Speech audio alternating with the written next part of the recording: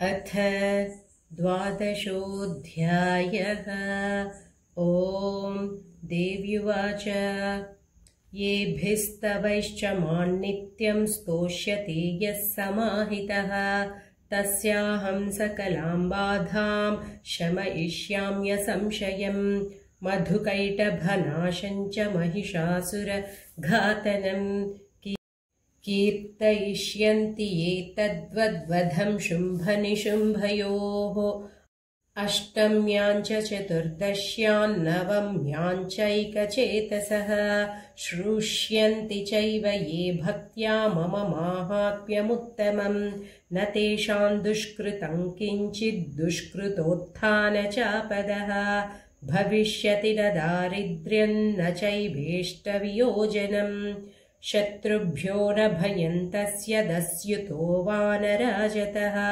न शस्त्रानलतो यौघात् कदाचित् सम्भविष्यति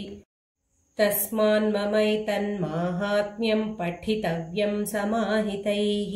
श्रोतव्यं च सदा भक्त्या परं स्वस्त्ययनं महत् उपसर्गानशेषांस्तु महामारी समुद्भवान् तथा त्रिविधमुत्पातं माहात्म्यं शमयेन्मम यत्रैतत्पठ्यते सम्यग् नित्यमायतने मम सदा न तद्विमोक्ष्यामि सान्निध्यं तत्र मे स्थितम् बलिप्रदाने पूजायामग्निकार्ये महोत्सवे सर्वं ममैतन्माहात्म्यमुच्चार्यं श्राव्यमेव च जानता जानता वापि बलिपूजां तथा कृताम् प्रतीक्षिष्याम्यहं प्रीत्या वह्नि होमं तथा कृतम् शरत्काले महापूजा क्रियते या च वार्षिकी तस्यां ममैतन्माहात्म्यं श्रुत्वा भक्तिसमन्वितः सर्वाबाधा विनिर्मुक्तो धनधान्यसमन्वितः मनुष्यो मत्प्रसादेन भविष्यति न संशयः श्रुत्वा ममैतन्माहात्म्यं तथा चोत्पत्तयः शुभाः पराक्रमं च युद्धेषु जायते निर्भयः पुमान् रिपवः संक्षयं यान्ति कल्याणं चोपपद्यते नन्दते च कुलं पुंसां माहात्म्यं मम शृण्वताम् शान्तिकर्मणि सर्वत्र तथा दुःस्वप्नदर्शने ग्रहपीडासु चोग्रासु माहात्म्यं शृणुयान्मम उपसर्गाश्रमं यान्ति ग्रहपीडाश्च दारुणाः दुःस्वप्नं च नृभिर्दृष्टं सुस्वप्नमुपजायते बालग्रहाभिभूतानां बालानां शान्तिकारकम् सङ्घातभेदे च नृणां मैत्रीकरणमुत्तमम् दुर्वृत्तानामशेषेणां बलहानिकरं परम् रक्षो भूतपिशाचानां पठनादेव नाशनम् सर्वं ममैतन्माहात्म्यं मम सन्निधिकारकम् पशुपुष्टार्घधूपैश्च गन्धदीपैस्तथोत्तमैः विप्राणां भोजनैर्होमैः प्रोक्षणीयैरहर्निशम् अनैश्च विविधैर्भोगैः प्रदानैर्वत्सरेण या प्रीतिर्मे क्रियते सास्मिन् सकृदुच्चरिते श्रुते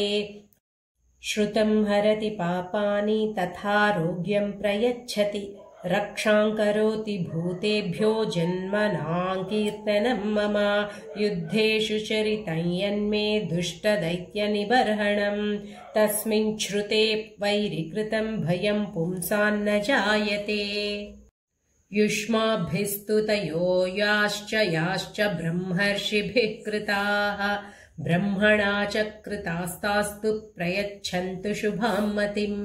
अरण्ये प्रान्तरे वापि दावाग्निपरिवारितः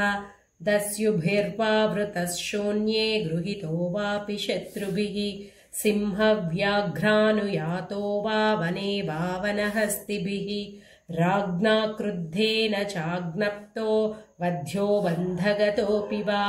आघूर्णितो वा वातेन स्थितः पोते महार्णवे पतत्सु चापि शस्त्रेषु सङ्ग्रामे भृशदारुणे सर्वाबाधासु घोरासु वेदनाभ्यर्दितोऽपि वा स्मरन् ममैतच्चरितं नरो मुच्येत सङ्कटात्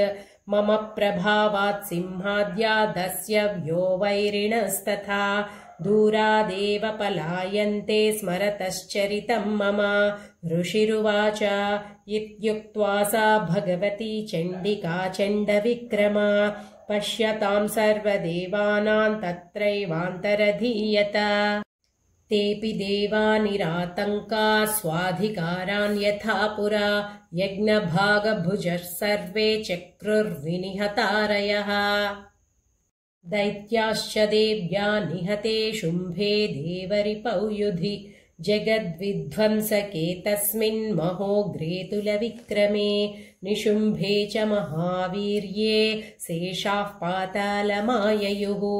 एवं भगवती देवी सा नित्यापि पुनः पुनः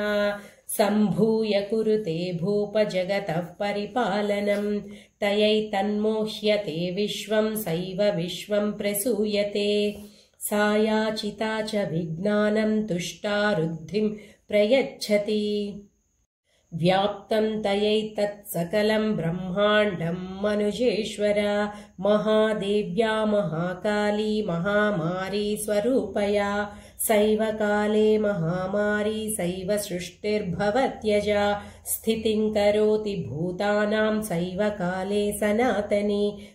भवकाले नृणां सैव लक्ष्मीर्वृद्धिप्रदा गृहे सैवाभावे तथा लक्ष्मीर्विनाशायोपजायते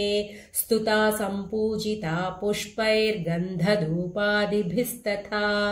ददाति वित्तं पुत्रांश्च मतिं धर्मे गतिं शुभाम् स्वस्ति श्रीमार्कण्डेयपुराणे सूर्यसावर्णिके मन्वन्तरे देव्याश्चरितमाहात्म्ये 12 श्रीजगदम्बार्पणमस्तु।